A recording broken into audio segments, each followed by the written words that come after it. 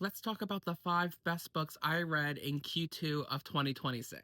I would like to give an honorable mention to the first two books in the Villains trilogy by V.E. Schwab. Truly an amazing series so far. Cannot wait to read book three. If you haven't picked up Japanese Gothic by Kylie Lee Baker yet, what are you doing? It's horror fantasy. You follow these two different characters from two different time periods who at one point lived in the same house in Japan. It was so moving. I loved the commentary. I was at the edge of my seat. The book was stressing me out in the best possible way. And the audiobook was incredible.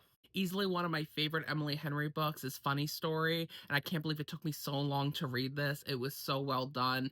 Definitely one of the more interesting of her stories in terms of plot, what was happening, the character dynamics. Miles and Daphne are easily one of her best couples. They had amazing chemistry. This is definitely worth the read, and a very good book for summer.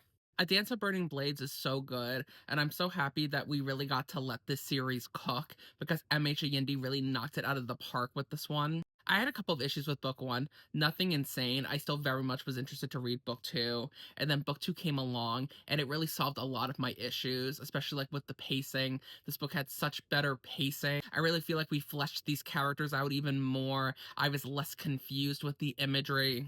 An incredible epic fantasy series so far. If this isn't on your radar, it should be. A book that should be on your radar and wasn't on mine originally was The Phoenix Pencil Company by Allison King. This is historical magical realism, and it follows two generations of women who have the power to put memories inside of pencils. This book covers so much, including familial expectations, regret, how to survive on occupied land. Like, it is truly impeccable. The audiobook was so good, so moving. I cried. That's how you know.